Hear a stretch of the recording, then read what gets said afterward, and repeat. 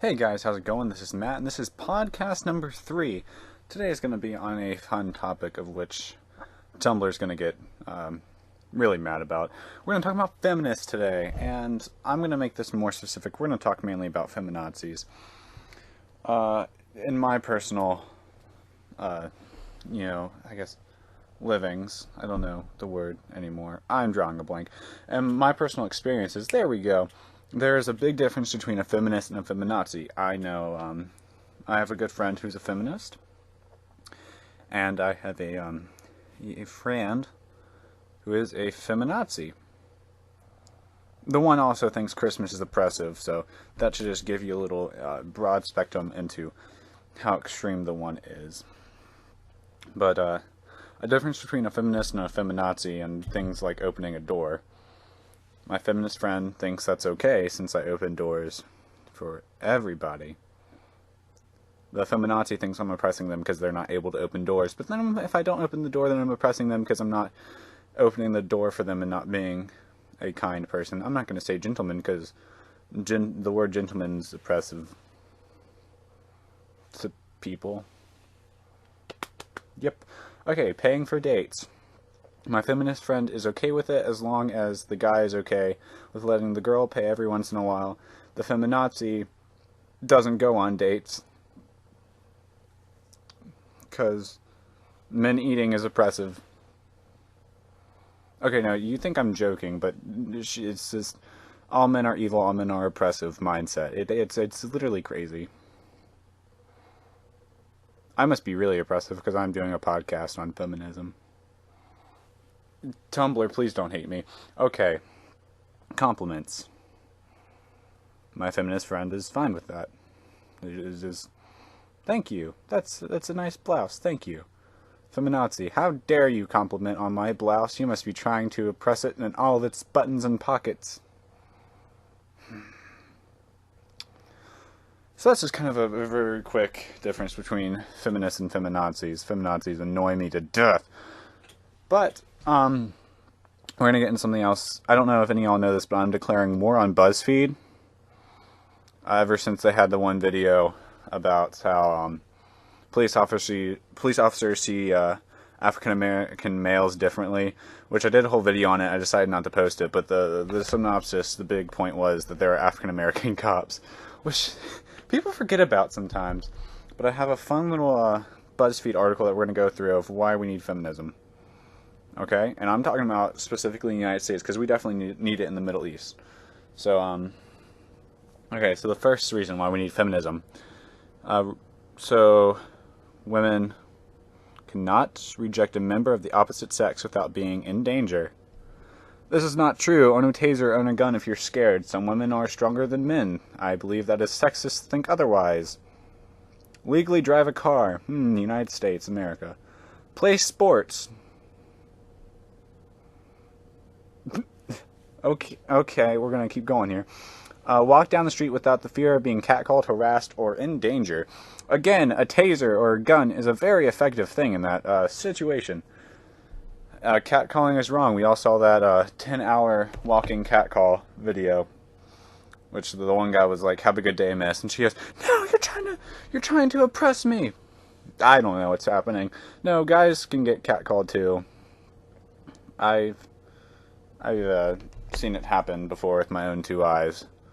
Women do things. There are crazy men and women on both sides. Okay, women cannot vote. Which, I actually thought, okay, the Middle East. But no, they're talking about America. They said there are laws against, in some states, women just weren't affected by parts of state laws, especially women of color. So state laws are oppressing women of color. Women cannot wear what they want when they want. Well, public indecency is a thing that reaches both sides. I don't want anyone running around nude outside. It's because the feminists just scare me. Okay, they're dyeing their armpit hair. They think that's a sign of freedom. I don't dye my armpit hair. We're reaching a really weird territory. We're going to go on. Okay, Get access to sexual health that they need. I'm not paying for your birth control pills. You can pay for those. I have a pack of Tic Tacs right here. Next time I'm hungry and want some Tic Tacs, are you going to pay for those? I really doubt that. You better. If you pay for my Tic Tacs, I'll be happy enough. Okay. We need feminism so women can get drunk. This is a word for word. Get drunk or leave drinks unattended without having to be cautious. Again, this is the mindset that all men are oppressive evil and women are all helpless little victims.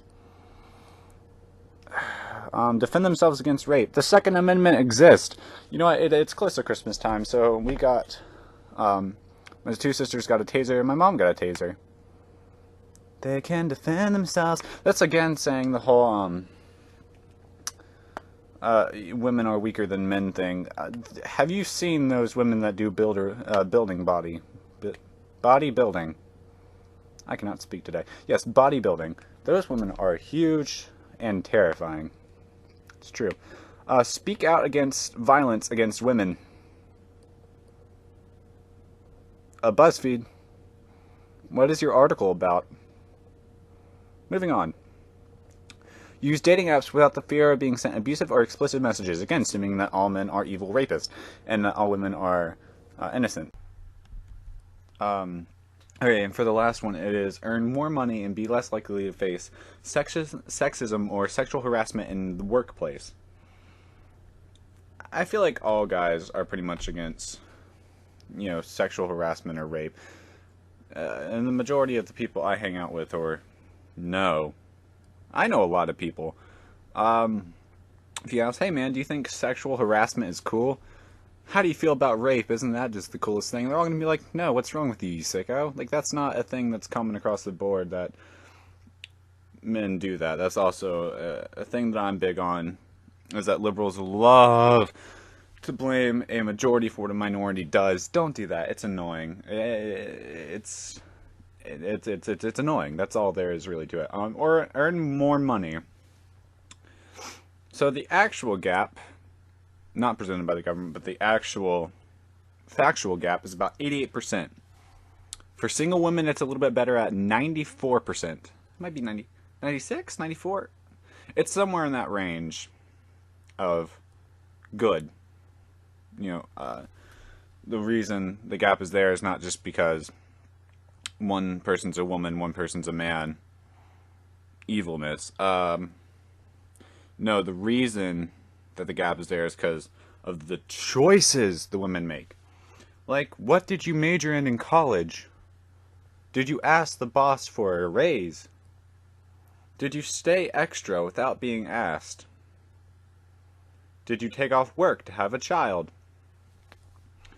Things like that. It doesn't come down to being a woman or a man. It comes down to what choices you make as a person. Okay, again, I want to get to the point I believe I brought up a little bit earlier, but there are scumbags on both sides. There are evil people who, men and women, who sexually harass, who rape. Rape is usually more majority toward the guys. But there are sick people out there on both sides, and something that I really want any of those feminists who already have attacked me as being evil person who hates all women, you can leave my comment section, because this video probably isn't for you, but that there are sick people on both sides of the aisle. I think that's really all that needs to be said. Don't blame a majority for the minority's work. I believe that's goes both ways with that. Also, you love to make fighting against rape a feminist issue, whereas I don't consider myself a feminist. I consider myself an equalist. I believe there is a fundamental difference there. But, I believe that rape is not a man versus woman, woman versus man issue. I believe it's a human issue. And maybe I just say I don't think any public service announcement made by the government is going to stop any rapes. If we have Joe Biden going out there and just like, rape is bad, okay? That was a very poor impersonation of South Park. But if you have that happening, I really doubt any person who is considering doing rape is going to be like, oh, shucks. Guess I can't rape now. It would just be like if someone went out and did a public service announcement against murder. And all these people who want to murder just, dang it. I can't do that anymore. The one thing I would be a feminist in, I'm going to go take a cold shower, is in the Middle East. I believe that we really need it there in the Middle East. You can compare stories like, let's say we have a girl named Sally. She's going to school, and the teachers get on her because her shorts are too short, and her underwear is longer. And they're like, hey, next time you come to school, please don't wear those shorts. You're oppressing me! How dare you do that! Oh, I can wear whatever I want, free speech! Nah, shut up. Guys are not wearing short shorts and tight things to school generally. And if they are, I hope you go home and change. It's weird. But in the Middle East, the person going to school, let's call her Salaria just to get mixed up there. Salaria would go to school and get acid thrown on her face. So yes, I believe there's a need for feminism in the Middle East. So I say we ship BuzzFeed over there into the Middle East. Yay, problem is solved. But no, as you take the message from this, there's a difference between feminists and feminazis. And that feminism is really strongly needed in the Middle East and not here. This may be an issue that I may do another podcast on, because there's just so much you can do, and I feel like I'm running out of time here to get to it all. But this is it for, I guess I would call it Feminist Podcast 1. You might see one in a couple weeks. You never know. You never know. It might go on. Thank you for listening. You don't know how much it really means to have your support in this in the World Snews community. It's wonderful, and it's building. For any advertising or marketing opportunities with us, please contact us at world.snooze3@gmail.com, Instagram and Twitter at world_snooze, Facebook at worldsnooze, and my Instagram is republican_funnies. Have a great day, and God bless.